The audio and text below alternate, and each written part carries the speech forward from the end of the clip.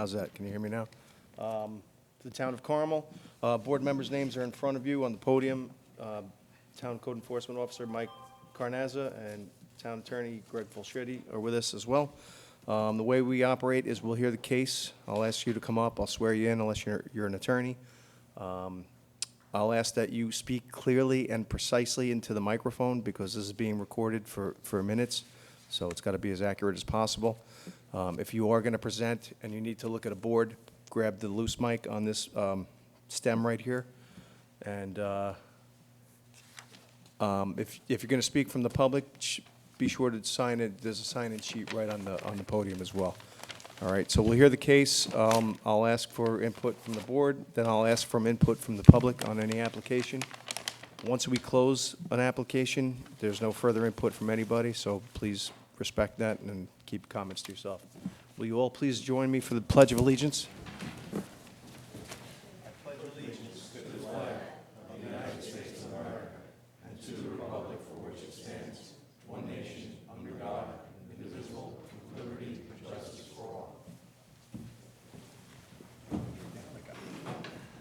Thank you all. All right, our first holdover application tonight is for Homeland Towers LLC, partnership with Verizon Wireless for variation of 156.62, 156-42, and 15620, as well as an interpretation and seeking permission to install a wireless telecommunications facility. The property is located at 254 Croton Falls Road, Mahopac, New York, 10541. And it's tax map 6519-1-43. John, recusing myself. Yep.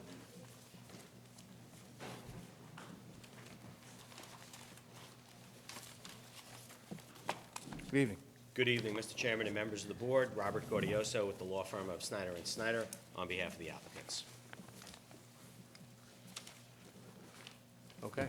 Anybody else going to be speaking tonight? Most likely not, but Okay. my client is here this evening. Okay. So since we last met back at the end of August, we did submit the materials we spoke about at the last meeting for this particular application. They included some of the prior materials. Oh, sorry. Can you just turn the mic up to you? Yeah, I'm sorry.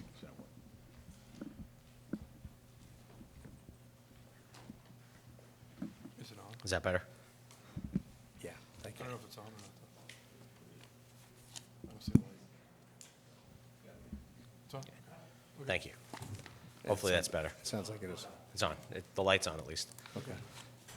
So we did submit some materials we spoke about last time, including the backup documentation from our radio frequency engineer, which the town's own radio frequency engineer had agreed and concluded that the proposed height was necessary to provide the necessary coverage. We submitted an appraisal report, and we also submitted various documentation that we did copy to the planning board. The documents that we had copied to the planning board included a revised EAF with a visual addendum, a letter from the DEC confirming that there were no wetland permits required.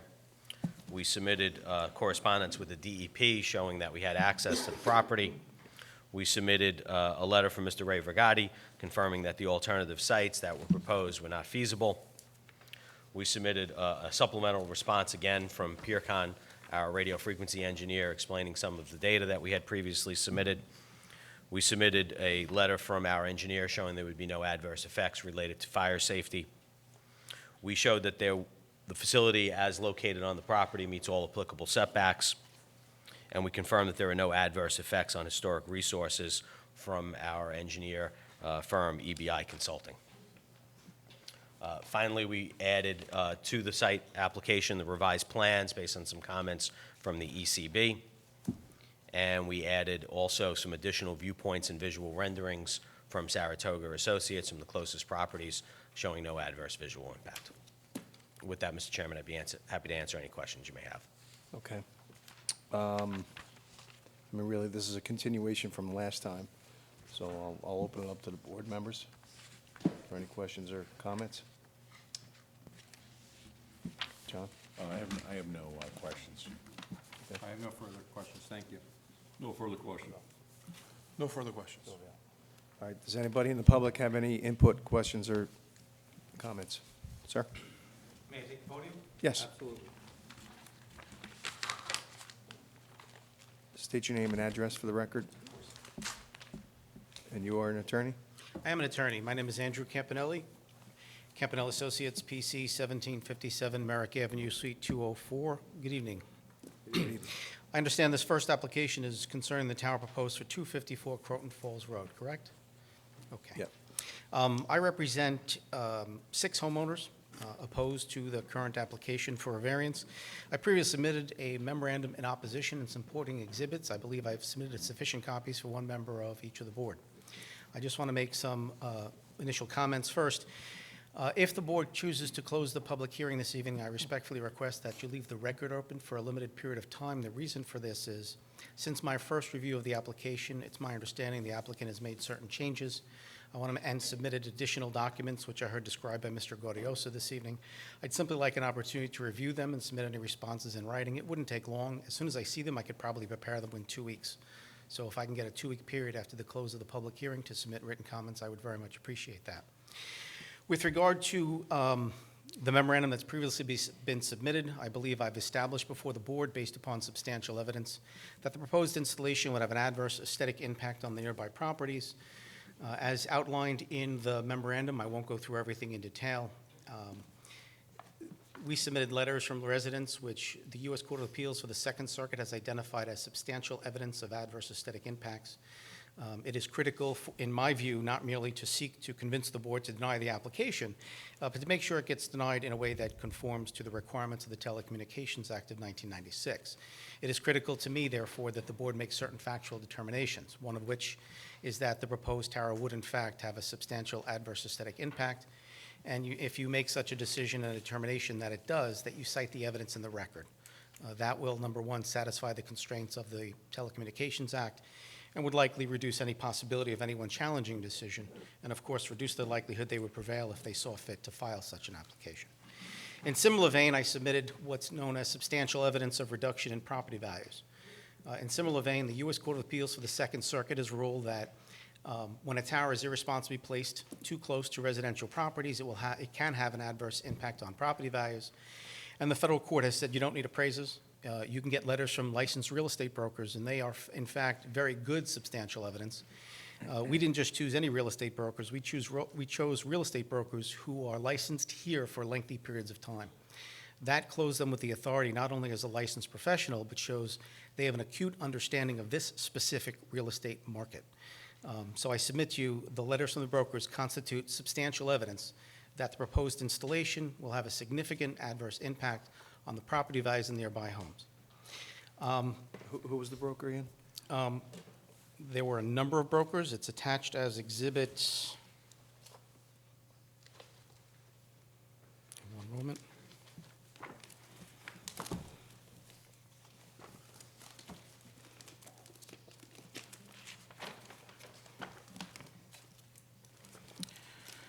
Where did I put them? They're attached to the briefs, but I've sent them in a while ago, so I forgot. I'll have to pull that for you. They're attached to both of the briefs. Okay, no, don't worry I'll about it. submit It's before the in your- evening. With regard to the allegations that they established a need for this facility, I respectfully request the board look hard at the evidence and make a determination that the applicant has not established that they suffer from a significant gap in personal wireless services. Contrary to what they're alleging, they haven't given you any hard data. Now, I handle these cases not merely across the entire state of New York, but across the entire United States. I handle them everywhere. And when there's 2 types of deficiencies which render a new facility necessary. One would be a significant gap in service. The Telecommunications Act doesn't guarantee seamless coverage for every carrier. What it protects them in favor of the carriers is that if they suffer from what's called a significant gap in personal wireless services, and they establish that before this board, and they also establish that the proposed facility is the least intrusive means of remedying that gap, then you must grant their application. They haven't established certainly that the height they're proposing is the minimum height necessary, and that height may change, and we'll talk about that in a second. But normally, when they really have a gap in service, they do an actual drive test, and they give you the hard data. From what I saw in the application, there is no hard data. They did computer modeling. And in every single case I've seen, when they don't give you the hard data, there is no significant gap in service. In similar vein, where they're claiming capacity is the problem, They're not claiming there's a gap in area of service. They're claiming that at peak times, the system can't handle all the calls. Once again, if such a gap, such a deficiency exists, they will give you hard data. By way of example, in the town of Phillipstown, Homeland went in with Mr. Gordioso, claimed they had a gap. They claimed they had a capacity deficiency, and they provided actual drop call data from Verizon. That is proof positive of a capacity deficiency. You don't have that here. Consistent with the lack of evidence, I attached for both towers actual printouts from the database maintained by Verizon. Verizon maintains its own database and has an interactive website. Its database has an accumulation of every data spot, every geographic point, and if you log into their system, you can type an address, and they give you two critical pieces of information. Number one, they indicate whether or not they have a significant gap in their personal wireless service. Attached to both of the briefs, I printed out, which was current as of a few months ago, each of the proposed sites for the locations, according to Verizon's own database. Verizon has no significant gaps in coverage at either of these locations. It doesn't mean they have perfect coverage. They're not guaranteed perfect coverage. But you, as a board, are not obligated by the Federal Telecommunications Act to grant their application unless they establish there's a significant gap. And according to Verizon, there is no significant gap. Simultaneously, Verizon's database also indicates the level of service. That affects capacity. By Verizon's own standards, they define their capacity services as no service, fair, good, or excellent, excellent being best capacity.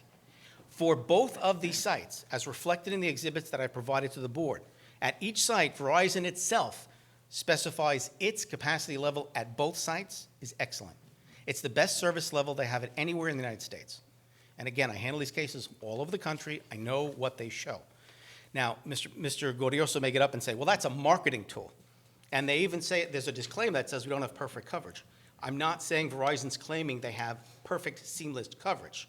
What I'm telling you is, according to Verizon's own database, not third-party information, according to Verizon, they have no significant gap in coverage and no significant capacity deficiency, which means if they don't comply with your code, this board is well within its power to deny the application.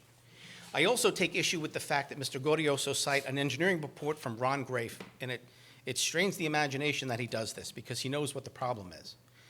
Ron Grafe. Can we please leave the commentary about Mr. Gordioso and focus on the actual application? I just don't think. Let's keep it not personal. Let's.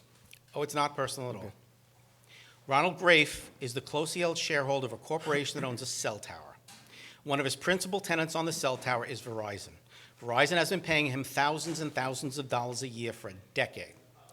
And Mr. Grafe has been fired by at least one municipality I know of because when he was retained by the municipality, he didn't disclose to them his conflict of interest. Can anybody in this board truthfully expect Mr. Grafe to come before the board and tell this board that Verizon is coming to you and says they have a gap in service, and he's going to tell you that they don't have a gap in service where they're paying him thousands of dollars a month every month for 10 years? The fact that he did not disclose to this board that he has such a conflict of interest destroys his credibility, and this board should completely ignore his report. It is completely defective, just as defective as the visual impact analysis which have been provided by Homeland in this case. With the visual impact analysis, once again, as Homeland is well aware, according to the U.S. Court of Appeals for the Second Circuit, when you provide a visual impact analysis to a board, the whole purpose is to give the board an accurate depiction of what the adverse aesthetic impact can be.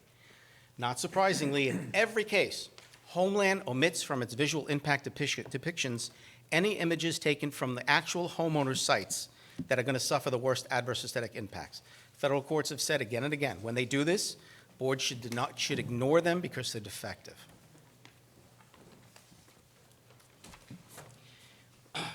Now, with regard to the variances they're looking for are fairly substantial. In the Croton Falls Road application, at this juncture, they're claiming they want a tower for 140 feet.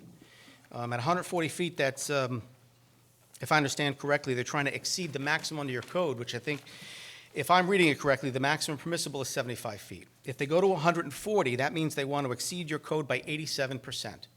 I respectfully submit they haven't shown what they need to show. Number one, that they need this tower in the first place, much less that they need to have it built at this height. Even worse, if you approve this tower at 140 feet, that doesn't mean the tower is only going to be 140 feet.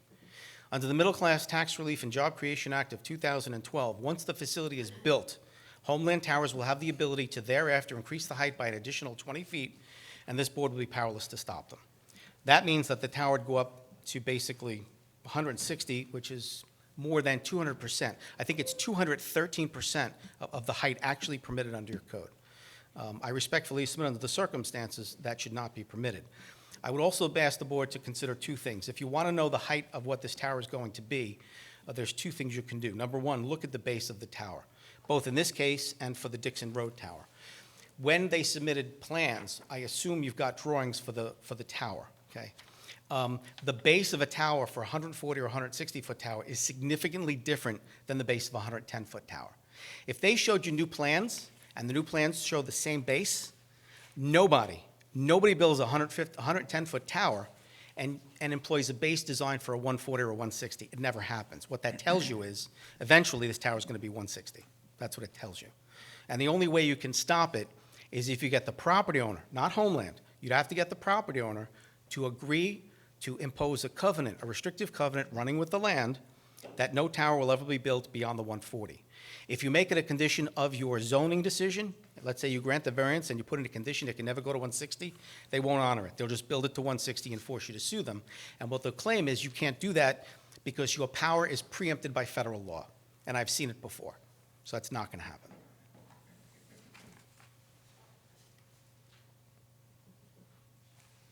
I'm going to let the record stand with my brief. If you have any questions, I'd be happy to answer them. My only other request is, please, if you choose to close the public hearing this evening, I ask that you keep the record open to afford me an opportunity to see any changes in the application so I can respond appropriately. Thank you. Okay, thank you, counsel. I open to the public first. Anybody else from the public wish to speak on this application? Ma'am?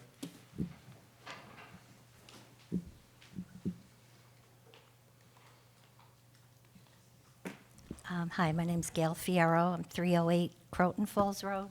Ma'am, can I'm- I swear you in? Oh, yeah, Swear to tell the truth, the whole truth, nothing but the truth, so help you God. I do. First, we know that the Deals have already had the variance for their 2015 retirement home, and they're going for the great other variance. The other one, the Homeland Towers recently sent revision application of letters to the PBA board because they had a lot of misconceptions and things they had to correct.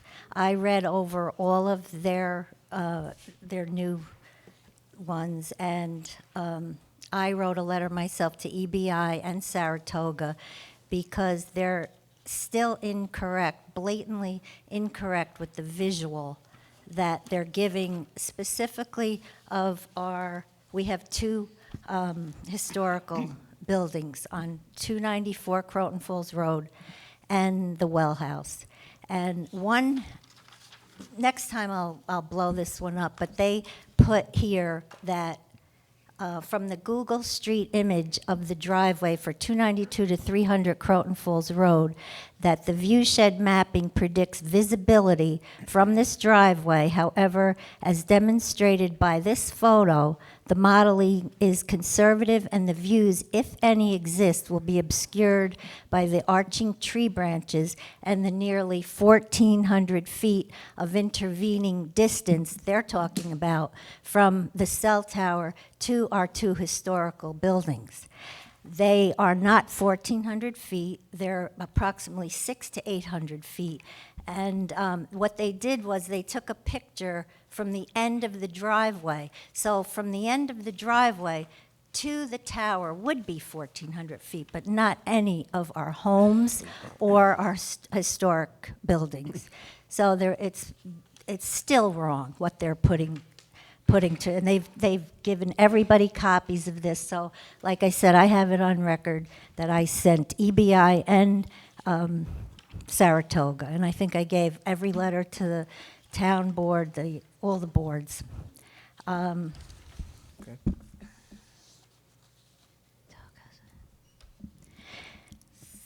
So first of all, we need all the view shed mappings corrected. I gave them the okay to get in touch with me, come to my house, which is 497 feet, take a picture from my backyard exactly to where the tower is. They need to take a picture standing in front of the well house and put the camera up toward the tower, not the other way. Their pictures are blatantly incorrect and misleading, especially I couldn't get over this 1,400-foot thing. The other thing is one of the letters they wrote to, because I had a what do you call it, a problem with the fact that they wrote a letter to Putnam Valley Historical Society to invitation to comment. Putnam County in Mayapack knows all about our historical buildings, but they never wrote Putnam County, Mayapack, any of the historical people here. And they always, for the past 35 years, the Carmel Mayapack Historian's Office has called us wanting more information about our property. So they write this letter to the Putnam Valley, I guess thinking maybe you just see the word Putnam and you wouldn't look into it deeper. But like, I'm in this to the end. I'm not giving up. They're still wrong. Everything is so wrong. These, I know the planning board has more things that I can say about it. But like, they give out these kinds of things like that. We're never going to see this. Never going to see it from where our places are. It's blatantly untrue. Okay. Blatantly untrue. I think I'm almost done. But. Oh, and the other thing, I was in contact with Tom Maxon, who's chairman of the Highlands Historical Preservation. He told me he's been watching our case, and Mr. Gordioso, and it's nothing personal, but he had publicly stated that our case was nothing like the Agor Hill Street case, which got knocked down. Well, Mr. Maxon told me in an email that ours is the same type of case, and they got knocked down because of the historical nature of the Agor place. Homeland, they're all trying to just like push this under the rug. Mr. Deal knew about it. He knew all about, and nobody put it on nobody said to Homeland, oh yeah, there is historical buildings that should be looked into. So now it's like I say, their things are still incorrect. That's it. That's Okay. it. And Take that I into have consideration. millions of pictures, so. All right, thank you. Can you just sign before you leave the podium? Anyone else wish to be heard on this application?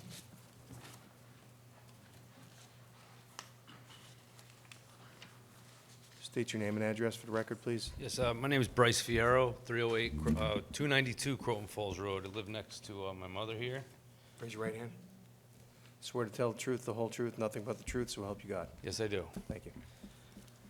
And first of all, I'd just like to thank you all for your service. The reason I come here tonight is just because I'm a little bit upset that you're even considering giving this variance on this particular property. The property was given a previous variance because they didn't have the proper frontage.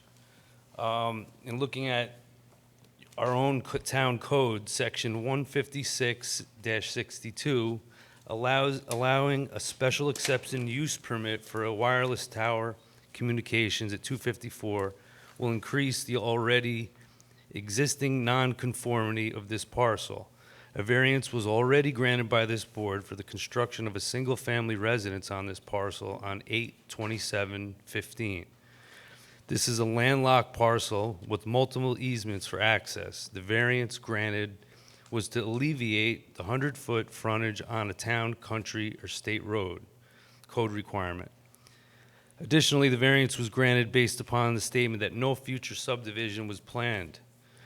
Granting a special exception use permit for this address will be a violation of this section. I watch a lot of the meetings on TV, and I see, you know, how we're trying to keep the New England feel in this town. And I don't see how having a tower next to a 9-acre piece of property that has historical things on it. I mean, you know, the lawyer said, you know, Mr. Gaudioso said that this isn't next to historical property. It is, you know, it's within 600 feet of a place that a book, Revolutionary Road movie was made about it. I don't want to go off on a tangent about it, but it is historical. And to have, you know, you're never going to see Mr. Gaudioso or Homeland Towers down at the deli. You're not going to see him at Ace Hardware. You're not going to see any. You're going to see these other people here that live in this town. These big companies come into our town, and they give, I won't say lies, but they're inaccurate information, telling us that our housing value is going to go up when the tower goes up. You know, I don't think that's very common that someone's house value is going to go up when a tower goes up next to it. And, you know, I just feel that it's a small town. I grew up here. You know, I served honorably in the United States Marine Corps. And there's a lot of veterans around here. And I work at the VA, and I see, you know, people want to come up here to relax. People work in the city. They don't want to come home to a cell tower. You know what I mean? If we wanted that, we'd live in New York City, where they have cell towers on top of every building. And, you know, it definitely doesn't belong next to, you know, something where there's a history in this town. And, you know, and the other thing I wanted to say is, I'm not sure if this board is aware of the fact that our lawyer here has brought up the fact that these towers do catch fire. And I don't know how they would get a fire truck up there with, you know, a road that's already it's only 12 feet. It's not even allowed. I think whatever town code is for a fire truck, it's not going to allow it. The road's washing out. They're not paving it. Our land is right up against it, so they're going to have to address drainage issues, which they haven't even done with us. They're just trying to push this through inaccurate evidence.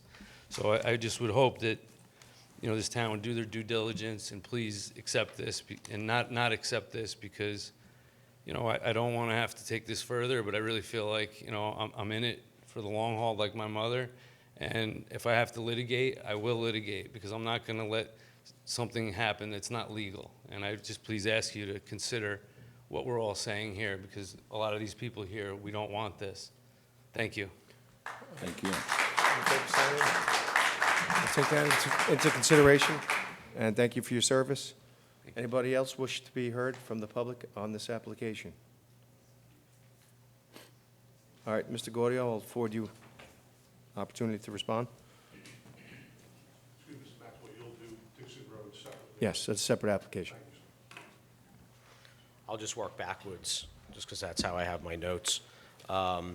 Regarding the drainage issues, we've dealt with all the drainage issues. There's a full erosion control and sediment plan that's been reviewed by the town engineer, and the plan has been revised multiple times to the town engineer's satisfaction. It's also an issue before the planning board, but we've totally addressed any potential drainage issues.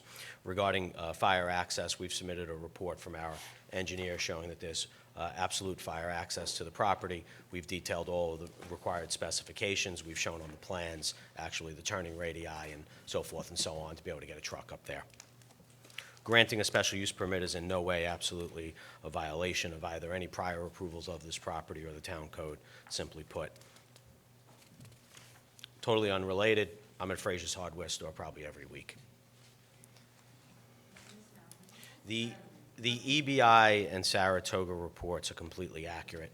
The original application includes a determination from the New York State Historic Preservation Office that there were no historic properties or properties eligible for listing on the historic register in the area. After that information was provided, Ms. Fierro did make an attempt and was successful at having two buildings on her property made eligible for listing on the historic register. Since that time, in the last filing, you have it in your package from EBI, we did not only a letter from a specific person from EBI that has the qualifications under the Section 106 process. That is a Department of Interior historian. We have that in the record. We also, from Saratoga Associate, had viewshed mapping showing the tower would not be visible, as well as actual sight lines of the tower and the proposed and the surrounding property. So that's all in the package, and that's all correct by both EBI and Saratoga Associates. Regarding the visuals were also done in conjunction with the planning board. We went through a laborious process and methodology. We actually held 6 different balloon tests at this property at 180 feet. The proposed tower, just by way of recollection, is 140 feet. It's proposed to be a stealth tree design. We also did a crane test at 180 feet. We took photographs at predetermined locations from our consultant based on the viewshed mapping. We had the town planner review that. They added specific locations. We made an announcement at prior planning board meetings. If anyone wanted any additional viewpoints, we'd be happy to take them. No one took us up on that offer at that time. We did the full report from Saratoga Associates. It was reviewed at the planning board level by the town planner and the other consultants, and there were no comments with respect to any inaccuracies in that report. With respect to Mr. Grafe, he did review the application. He's a New York State licensed professional engineer. He was hired specifically by the planning board, and he did conclude that the proposed height is necessary to provide the required coverage. Regarding the comments that there's no hard data in the application, that's simply not true. Not only did we provide the propagation maps, we did provide the drive test data. It was stated the drive test data was not provided. That is not correct. We provided the drive test data. We provided the drive test data because we conducted the drive test at multiple heights when we did the crane that I mentioned before as part of the visual methodology. So not only was the methodology that was included with the original application, the propagation maps that you have, we also did actual drive test data of both the existing signal in the area and multiple different heights to be able to come up with the minimum height of 140 feet. That was all reviewed. Yes. I'm reading the drive data. I have a question about that. Sure. As I read it, it says 4G LTE. You didn't look at anything downgraded from that. Again, this is all about making cell calls and not necessarily data. Where's your 3G data? I don't see that in any of the megahertz at all. No, that is You in never there. looked- Actually, that's not correct. So we actually provided 850 megahertz. We provided That's 2100 megahertz. It's in the reports. We provided 2100 megahertz. 1900? I don't see that here. They're not operating at 1900. They're operating. Verizon does operate On at this one, though, we provided both the 2100, the 700, and the 850. The 850, the 3G, is being sunsetted by the end of the year, so it's not relevant in the first place. But nevertheless, we showed the gap at the most conservative level, which is the 700, and at the most beneficial to us at the 2100 because of the frequency range. We showed all 3 different frequency ranges, 850, 700, and 2100, in the drive test data and also in the KPI data as well. So if you look at the KPI data, that was specifically requested by the planning board, which includes the drop calls and the access failure rates. Mr. Grafe, after reviewing, said it wasn't even necessary because, as we've stated, this is not a capacity site, this is a coverage site. So all of that data is in the reports from PureCon, and it was reviewed by Mr. Grafe. Okay. So we did provide all of that data in the various PureCon reports. The facility meets all of the setbacks. As far as the real estate broker's assessment, we did submit that report. It includes approximately 15 different surveys over a 5-year period. Despite what was said, the federal courts have not upheld unsubstantiated broker letters that have no data. The report we submitted was an actual MAI appraiser certified letter, which has been upheld by multiple courts. I cited to that in the letter to the planning board, which was included in your package. Finally, with respect to the comment of additional time because the application's changed, the application has not changed. This facility has been exactly the same since it's been filed here. The materials that we submitted were the supplemental materials that were previously submitted. They've been on record since the end of September. With that also, the shot clock is set to expire at the end of the month, so we'd respectfully request that the application hearing be closed this evening and a decision made. Thank you. Okay. Board members? I have one question.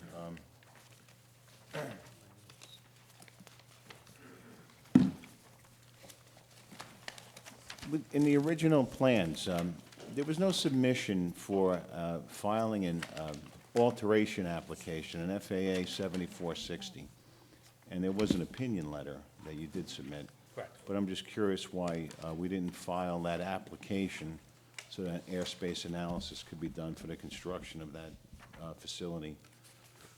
Because it was not required. So because of the height of the tower and the location of the tower, it did not have to be required to be filed with the FAA. I have no further questions. All right, Phil?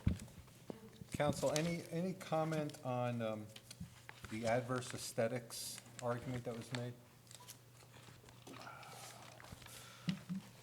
So the visual renderings, I think, speak for themselves. We've lowered the height of the facility multiple times, down to 140 feet, which has been determined to be the minimum height.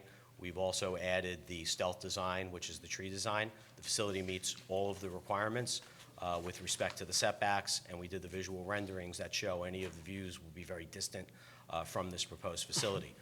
The Saratoga Associates report specifically comments on the DEC manual for assessing visual impacts. And the DEC manual specifically says that visibility alone, even stark visibility, is not a reason to find a significant adverse visual impact with respect to these types of facilities. So even in the areas where the facility is visible, it's visible from quite a distance. We've added the visual mitigation of the stealth tree design, and we've minimized the height, and we've located on a property that's a large property and distant from adjoining uses. So we don't believe that there's a significant, particularly adverse visual impact as determined by Saratoga Associates. Thank you. Nothing further. Thank you. No question. No questions. All right, just for the public's understanding, us as a board, we have to, for an area variance situation, we have to take all of the following into consideration. Number one, will an undesirable change in the character of the neighborhood or a detriment to nearby properties be created by granting of the variance?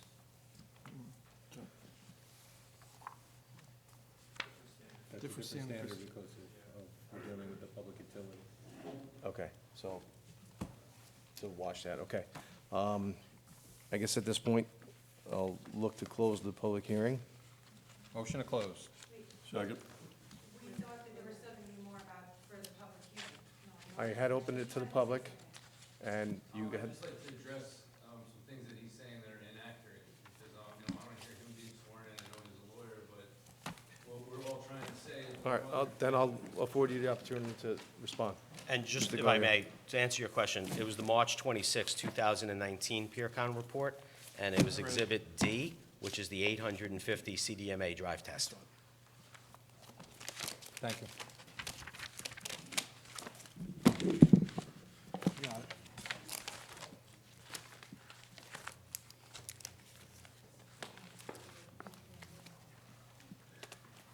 Are you Bryce Fierro?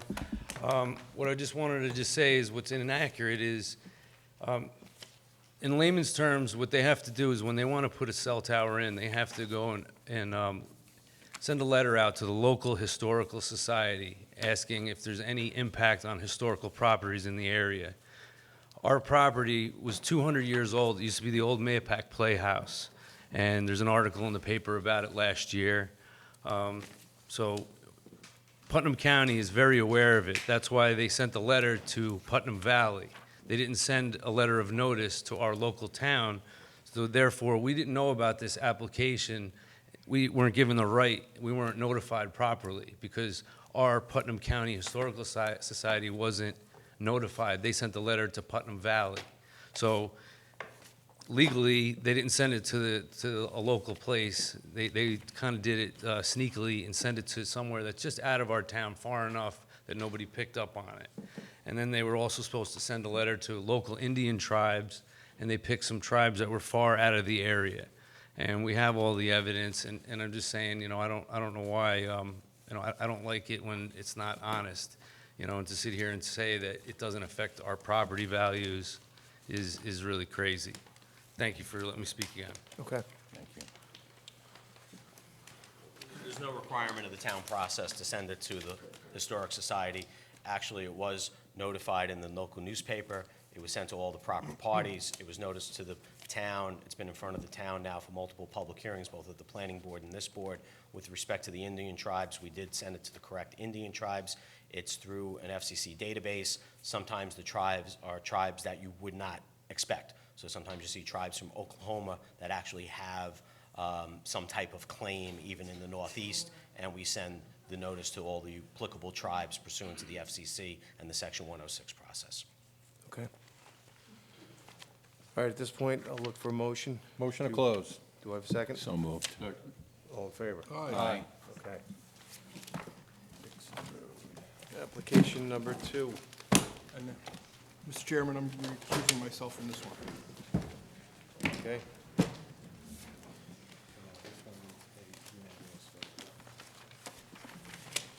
This is for Homeland Towers LLC for variation of 15662, 156-42, 156-20, as well as an interpretation seeking permission to install a wireless telecommunications facility. Property is located at 36 Dixon Road, Carmel, New York, and is known by tax map 54-1-6. And the record should reflect that Rose Fabiano has recused herself from this one as well, Yes, as noted. and Sylvia. And Silvio just did. Was there a reason Counsel. for the recusal, just for my notes? Do we know? None was given, but I'm sure he has his reasons, or she has her reasons as well. And it is a 7-member board, correct? Yes. Thank you, Mr. Chairman. Again, for the record, Robert Gaudioso with the law firm of Snyder and Snyder on behalf of the applicants.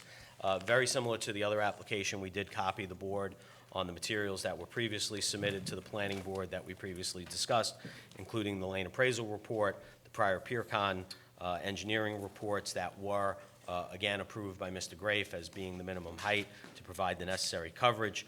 We included the site plan changes and a letter from our engineering firm detailing that. In addition to the planning board, we submitted a number of additional materials that we did copy to this board as well, including the SHPO concurrence that there would be no adverse impact on historic properties because there were none within the potential area of impact. We confirmed with the U.S. Fish and Wildlife Service and the Department of Conservation of New York State. We also included a letter from EBI confirming no adverse impact on eagles. We submitted a letter from Mr. Wimmer from Homeland Towers confirming that none of the alternative sites that were proposed were feasible, including McDonough Park, which the town was unwilling to lease to Homeland Towers. We also included, as part of this application, a second alternative location on the property. While I think that's more relevant to the special permit and the planning board application, we did include that. Basically, the alternative location is further from the residences on this area, on the complete opposite side of the property and closer to the park. So we did propose 2 alternative locations on this particular property. Finally, we included, as well as that, a DEC mapped plan showing there were no DEC wetland impacts and visual renderings from the park and the surrounding area of the second alternative site on the property. And with that, I'd be happy to answer any questions the board may have. Okay. Board members. I have no further questions, thank you. No questions, thank you. No question. All right, I'll open it up to the public for any input on this application. Counsel.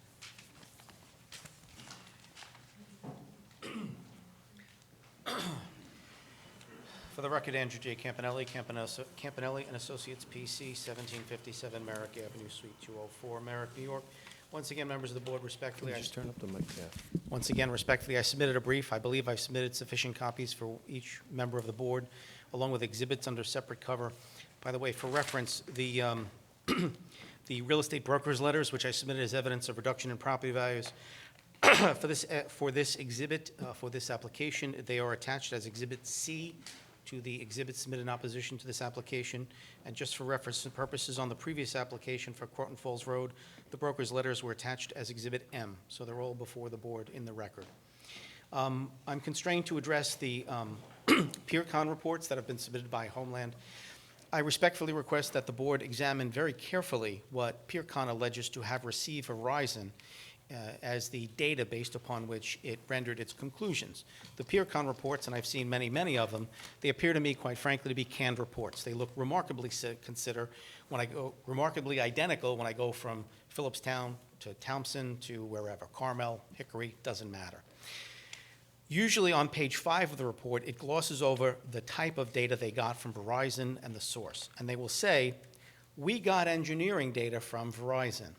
That's not sufficient, okay? If they want to show capacity deficiency, they should say, we got dropped call records, okay? Verizon and every carrier has the ability with their computer system, if they have a capacity deficiency, all they need to do is punch in a few keystrokes, and the computer will spit out an actual list of every single dropped call at any geographic location at any given time. In similar vein, their drive test analysis is similarly defective. They have not given you the hard data. Don't let them gloss over it. What they gave you was computer modeling. If they did a drive test, That means they took a device and attached it to a cell phone or a device, and they drove through an area where they did testing. That device will record the actual signal strengths every few milliseconds. So on a 2-hour drive, you'll get several 100,000 records. They didn't give you the records. What they did is they took their interpretation of the records and they introduced variables. What does that mean? Introducing variables means they use a program where they multiply the actual signal strengths by various factors to, in their mind, account for reductions in signal strength when the signal goes through the trees, or for in-building coverage. They'll say, okay, well, exterior coverage is this, but we have to figure out what in-building coverage is, so we have to reduce the actual signal strength by a factor to account for the reduction in signal strength loss we'll suffer when the signal passes into a building. So the figures you got in those propagation maps are not the actual figures. They are manipulated numbers. That's why when I say hard data, you should ask for the actual signal strength records, and if it's capacity deficiency, ask for actual dropped call records. Those are much harder to manipulate, and Verizon is not going to give you false dropped call records. I don't want to hear about a marketing report. It's not going to happen. So once again, they have failed to meet their burden under your code to establish a need to greatly exceed the maximum height limitation set forth in the requirements of your code, which quite frankly are smart planning requirements. Let's face it, cell towers are a necessary evil. Everybody loves their phones, you have to have cell towers. But your code, like most jurisdictions across the country, has smart planning provisions. What does that mean? Smart jurisdictions enact regulations which enable them to have cell towers strategically placed to accomplish several specific objectives. First, you want to saturate the area with coverage. Number two, you want to minimize the number of structures necessary to provide that coverage and have them no taller than necessary, and at the same time, try to keep them away from residents so you minimize the adverse impacts on residential properties. This is a blatant example of an utter disregard for your code. There is no reason anybody would put a tower 50 feet from a residence, a tower of this height.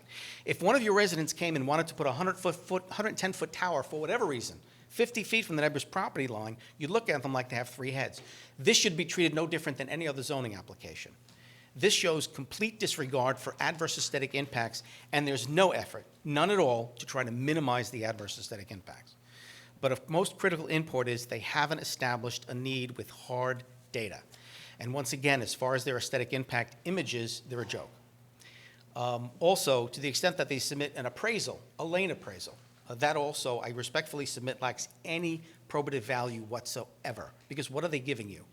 They give you a listing of properties that were sold, the square footage and what they sold for. I respectfully submit that square footage alone tells you nothing about the property.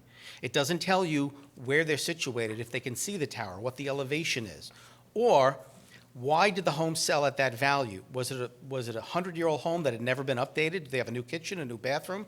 That lane appraisal shows you nothing, nothing. If you really want to get an appraisal, do what was done in Hickory, where they have another application pending. An appraiser went in and did 2 appraisals on the nearby homes. They did one appraisal to show what the homes are worth now, and a second appraisal showing you what the home would be worth if the tower went up. And not remarkably, every single home lost value. Collectively, millions of dollars in value. So I respectfully submit their lane appraisal reports are also defective. And once again, to the extent that Mr. Graves saw fit to accept a contract to provide services and failed to disclose his conflict of interest to you, I respectfully submit that speaks volumes as to his veracity, and I respectfully submit that this board should do precisely what other boards have done when I told them about this conflict, and that is they disregarded his report in its entirety. On top of that, there are less intrusive alternative locations. Of course, on the site, if you move it away, that'll help some. But as I mentioned before the planning board, there's a far superior suitable alternative off to the side of McDonough Memorial Park, where it could be placed away from everybody's homes. The only reason Homeland wouldn't go for that application, unless the town doesn't want it there, is that it's more expensive, because the only thing consistent about every application, they always go for the cheapest location. And if they want to put it, if they have a choice of putting it right next to people's homes on property that's already developed and out in the woods, they never go in the woods. And it's simple. If they go in the woods, they have to clear foliage, they have to put in a gravel access road, they have to run utility poles and wires. They don't want to pay for that. The only thing they care about is, quite frankly, the least expensive location. And I respectfully submit, if the board reviews the record, you'll find there are far less intrusive potential alternative sites. Any questions?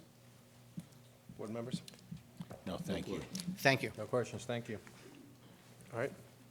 Sir? State your name and address for the record, and when you leave the podium, just fill your name out, please. Yeah, my name's already on the sheet. Can you hear me okay? Yes. Swear to tell the truth, the whole truth, nothing but the truth, so help you God. I do. Just turn the mic up because it's being recorded. Thank you.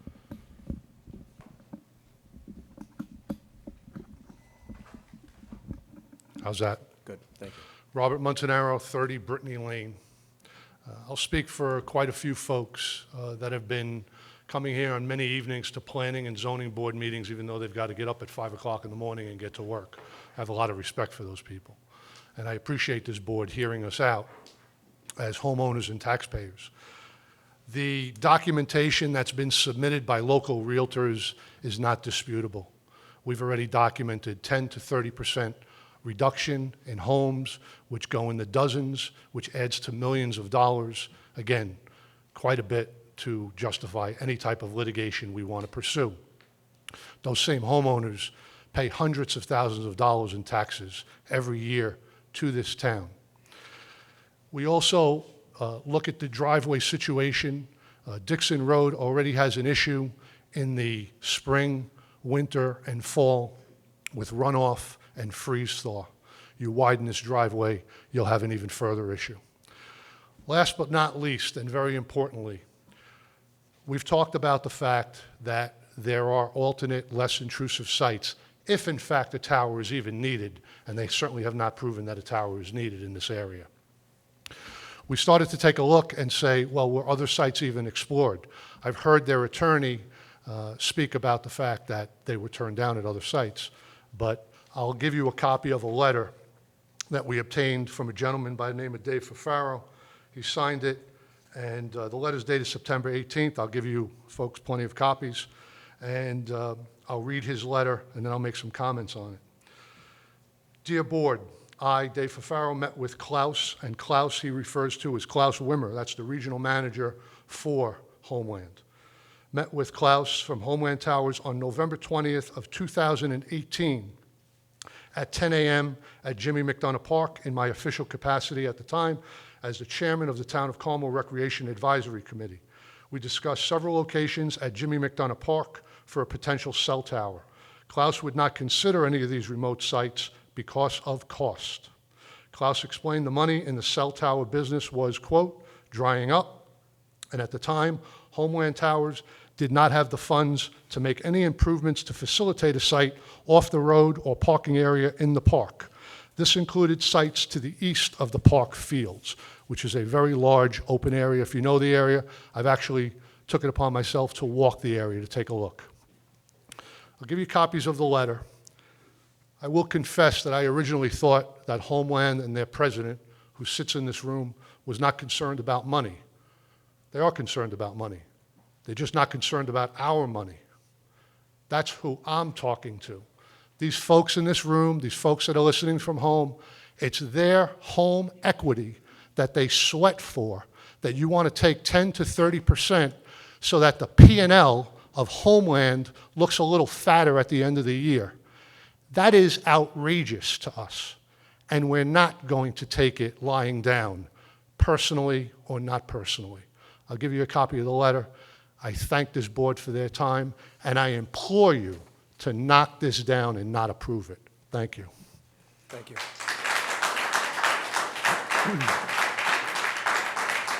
John, you mind putting them in the Thank you, Robert. folder? Any more input from the public? Sir?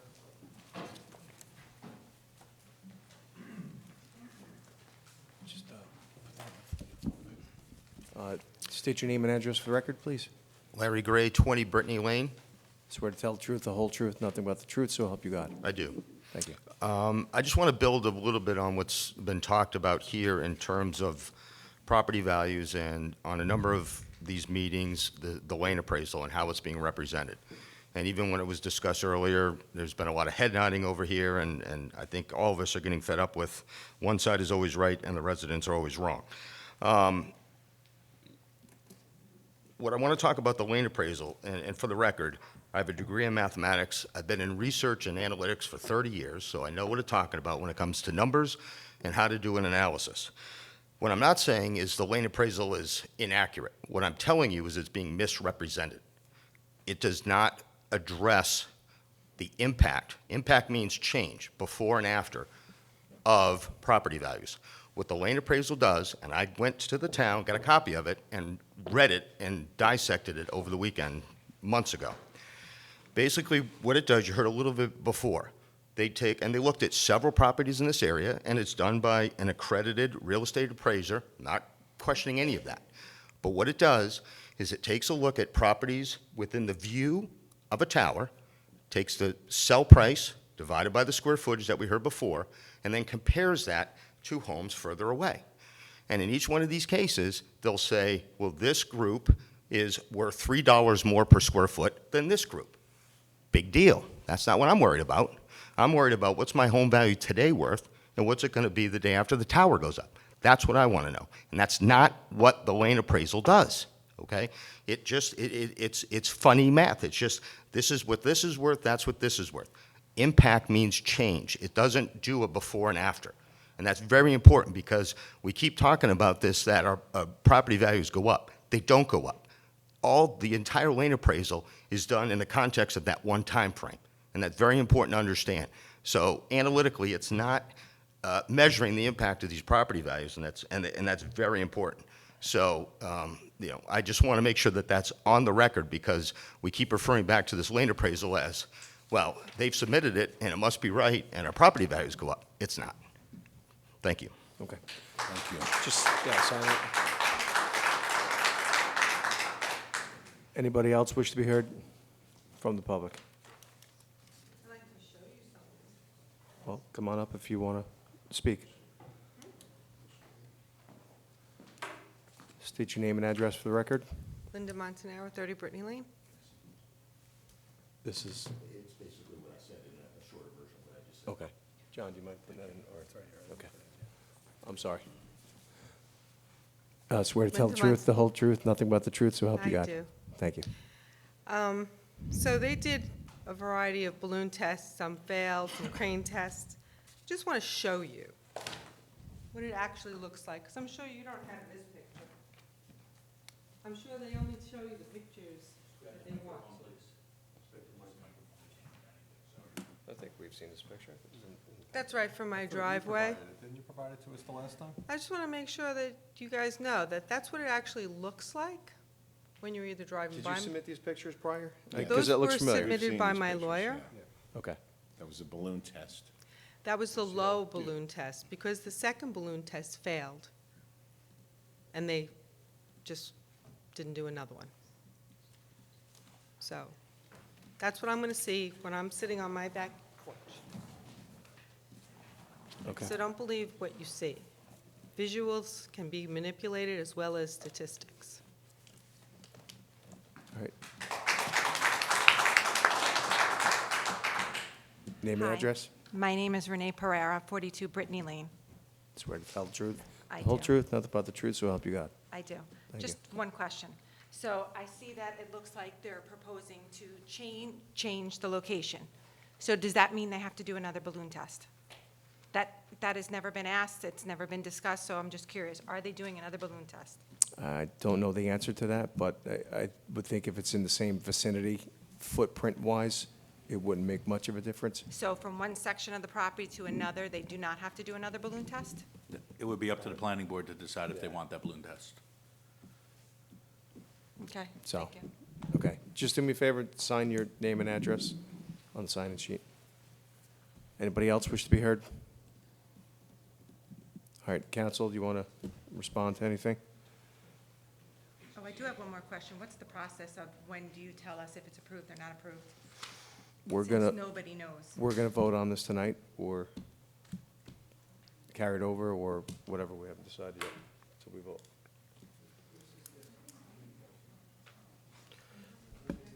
There were actually 6 balloon tests and a crane test. They were actually at 150 feet, so the comment that it was failed and it wasn't done again is not correct. We actually did 6 that were fully noticed, plus the crane test, and they, Ma'am, you got to address the board. And that was documented in the Saratoga report. It was documented to the planning board. It's also in the copies of the materials you have. And it was done at 150 feet as opposed to the proposed 110 feet. We also did additional visual renderings at the alternative location, both from Brittany and from the park, and those are in your application package as well. Regarding the lane appraisal report, it's been upheld by 5 different courts, both state courts and federal courts. There is no fuzzy math because, quite frankly, there is no math. It's pure data, unlike the broker letters. The broker letters is pure speculation and opinion. The lane appraisal report simply pulls the data from the town tax assessor records to show what the sales prices were on similarly situated homes, both within and without view. We have various different studies that were done on towers actually within the town of Carmel. We have studies done within Putnam, I believe Dutchess, and also Rockland County, as well as Westchester, over a period of over a decade. So we've looked at all different types of facilities, all different types of locations, all different types of timeframes, but the data is strictly the data. Lane does not make any assumptions based on the data. They don't not make any calculations based on the data, other than they take the data, they take the square footage, they divide it, and they compare with a view and without a view. And again, that specific methodology has been held up multiple times in courts, including within the town of Kent, within the town of Phillipstown, and other towns in the nearby vicinity. We're not widening the road. I know there was a comment about widening the road. There was also a comment about that we take the shortest path or path of least cost. Actually, we've done just the opposite here. The original location, we were trying to comply with the code to be further away from the town park because there's a provision in the town's newly adopted wireless law to try and minimize visibility from the park. So we located, here's the park, we located further away from the park where we had to take out 35 trees and do some grading in through this area to improve basically the existing carriage trail, okay? The alternative location back over in this location, and it's actually much easier for us. But the original proposal to try and comply with the code was to take out 35 additional trees and actually improve the existing carriage path to be able to get the access drive back there. The alternative location is probably an easier build for us, and that's the second alternative after we heard comments from the residents up in this area. Regarding the alternative sites, we documented from Mr. Wimmer the reason why all the alternative sites were not feasible, and specifically, regarding the town park and the town property, we met with members of the town board, the supervisor, the town attorney. We visited the property. We proposed lease agreements. We did design visits. And ultimately, the town attorney sent an email saying the town was not interested in leasing us that property. That is detailed in excruciating detail in a letter from Mr. Wimmer and an exhibit that's part of your application package. Finally, regarding the reports from PeerCon, this was originally submitted to you. It's the PeerCon supplemental report dated June 24th, 2019. It was in the original application that we submitted to you. It includes all of the KPI data directly from Verizon Wireless, all of the charts, all of the data, everything directly from Verizon Wireless on drop calls and access failures. It also includes the drive test data that is, again, that was reviewed by Mr. Grafe. All of the data is in this thick report that was originally submitted to the planning board and also submitted to this board. So the statements that we didn't submit that data are simply not true. Again, given the fact that the federal shot clock is up at the end of the month, we would respectfully request the board close the public hearing this evening and take action. Thank you. Okay. Board members, any final comments? No further concerns? questions, thank you. No further questions, thank you. No further question. Look for a motion to close the public hearing on this application this evening. Motion to close. Second. All in favor? Aye. Okay, Thank you for your time this evening. Thank you. thank you.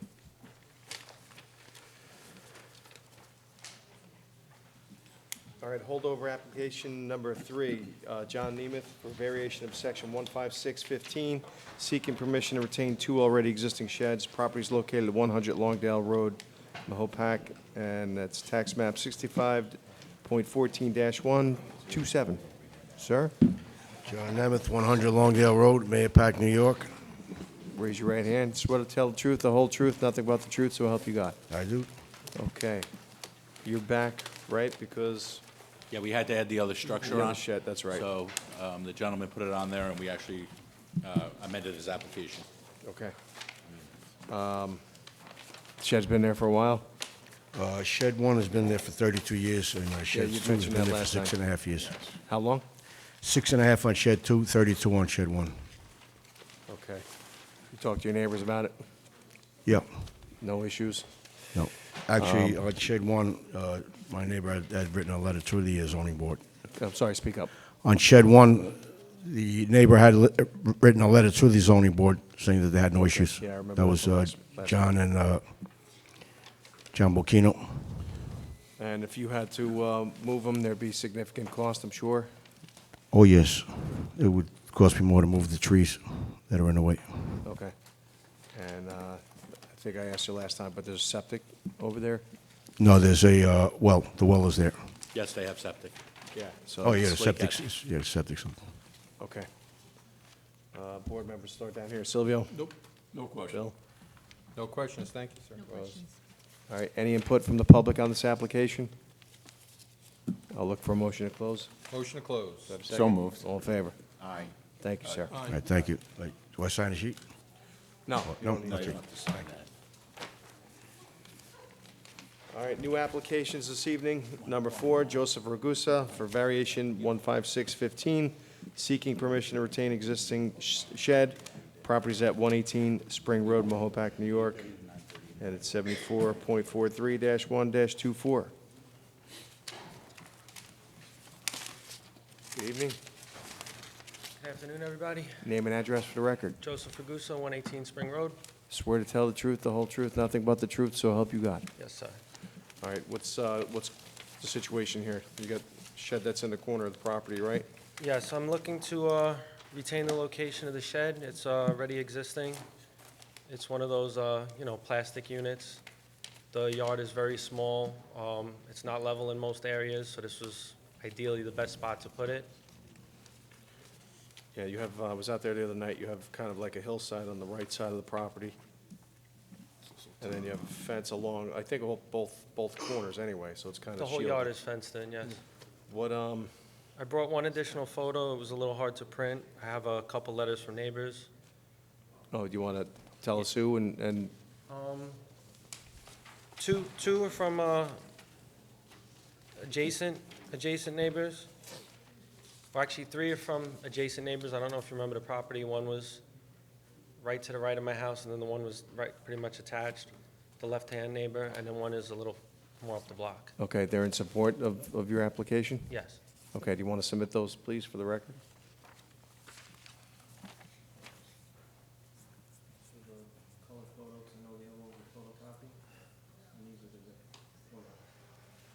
You guys want to just take a quick scan? Oh, wow, you got 4 letters? Give us each one? Or no?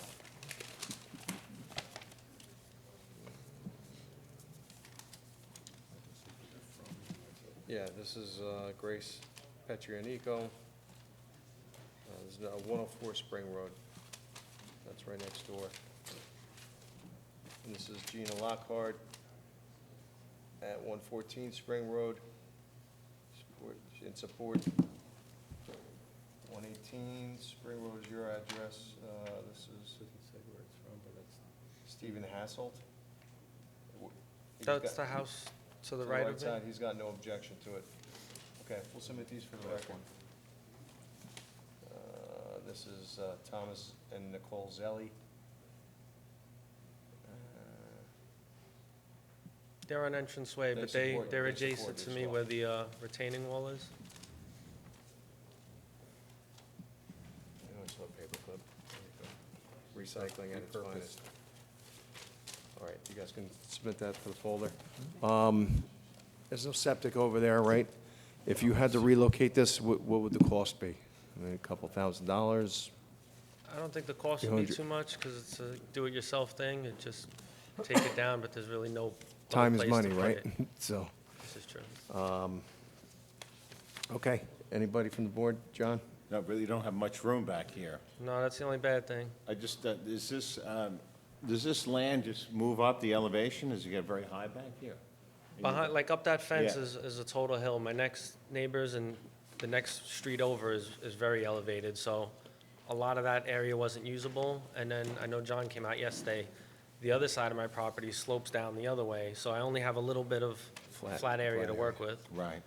And And you had to level that off with, I took, some in the one blocks. color picture, you could see it, on the left side of that shed is like this huge boulder, and without a machine, which you couldn't even get in the backyard, see just, me and my father tried painstakingly to break it down a little bit, God's not letting that happen. No further questions. Thank you. Rose? Thank I you. was out there, it's a very difficult lot to work with, so I could see why you put it there. No questions, thank you. Do I need to sign, or? No, you don't. No question. No questions. All right, anybody from the public have input? State your name and address for the record, please. My name is Christine Hickey. I live at 81 Entrance Way. Swear to tell the truth, the whole truth, nothing but the truth, so help you God. I swear to tell the truth. Thank you. I purchased my home in 2002 by myself. I raised my 3 kids in my house. 4+ years ago, Mr. Ragusa purchased a newly constructed home at 118 Spring Road. His property was newly surveyed for the construction. The northeast corner of my property joins his southwest boundary. This is where the shed is. My property in the northeast corner is very steep. In fact, this corner where the land is more level, above this corner where the land is more level, I erected a stockade fence to contain my dogs, leaving this corner out of my daily vision. Without my knowledge or permission, Mr. Ragusa knowingly cut a wedge in the side of the existing hill, my property, and placed his shed there. At the end of April 2018, my property was surveyed by David Odell, and the encroachment became apparent. I asked Mr. Ragusa to move the shed, which he did. However, he placed it right on the line so that when a line is drawn from my southeast corner to the northeast corner, the roof of his shed is overhanging the line. The string is touching the shed. On this application, it says that there's like 1 foot, and he's asking for a 9-foot variance. In fact, there is no distance. The string is touching the shed. While I was considering what to do with this, on July 4th, 2018, Mr. Ragusa and his father were discovered building a wooden retaining wall on my property. I asked them to stop. I found them building the wall. I asked them to stop what they were doing, and they ignored me. I told them clearly that they had no permission to build this structure on my property, and they ignored me. They said that the dirt that they had loosed by cutting into the hillside where they originally placed the shed was turning to mud in the rain and interfering with his shed. I told them that they had no permission to build on my property, that I would try to fix the problem, and that they told me they were going to continue to build this wall until I fixed the problem that they created, and so they did. Mr. Ragusa demonstrated blatant disregard of the law. This is a self-inflicted hardship. I want my rights protected. I filed a complaint with the building department on July 5th, 2018. 1 year, 4 months later, we are here. I don't have anything else to say. I do have pictures, though. Did you get a Yeah. I do have pictures. I believe Dennis was handling this, right? Yes. Dennis, yeah. Yeah, Dennis was handling this. I don't know the exact how it came or whatever happened, but yes, Dennis was on this. All right, so I mean, if there's a dispute amongst neighbors, that's not under the board's purview at this point. Really, what's in front of us is just the shed. And according to the data that's been submitted to the board, it's shown on the survey, and it's, We don't measure to the end of the eave. It's to the wall of the shed. right, to the wall, so if So the he roof is couldn't have his overhanging. eave over the property line, but that is not part of the setback. The roof The of roof- the the- shed. the roof part Yeah, that the sticks roof over of the it. shed is hanging over the property It's line. over it? Okay, then Yes, you would have to and, pull that back. and the line itself touches the shed. See this photo here, Yes. Christine? Is this your property? The fence? Yes, mhm. And you're saying this part of the shed? Yes. Hangs over into your property? Yes, yes, and the wall that they built is a 4-foot retaining wall. I asked them, while they were building it, not to build on my property, not to build. I'm a single mom. I raised my kids in this house. I'm trying to protect my property. This is the retaining wall. This is the hole that they built. They created their own problem, and this is showing that my fence is right up against. I ever want to do anything with my property. You have to use the microphone, I'm sorry. I don't- Oh, yeah, sorry. I've lived in my house for 17 years. I've done a lot of construction to the house, and I want to continue improving the property, and that corner is part of the future improvement, and I can't do it with a shed sitting right on the line, in addition to the fact that he knew where the line was. He had a newly constructed property. Is there any litigation presently been commenced or? No, no.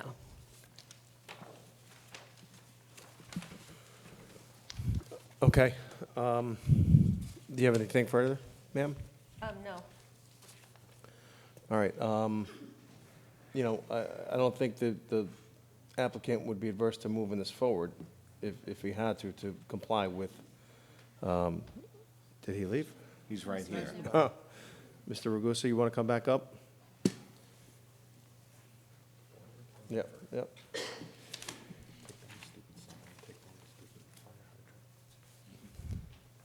Would you be adverse to us conditioning that you move the shed forward another foot to comply with I've your neighbor's actually wishes? moved the shed twice, and if you do come to look at it again, no part of it does go past our fence, which is built right on the property line and probably actually comes onto my property a little bit, because it was just marked and the stake is still in the ground.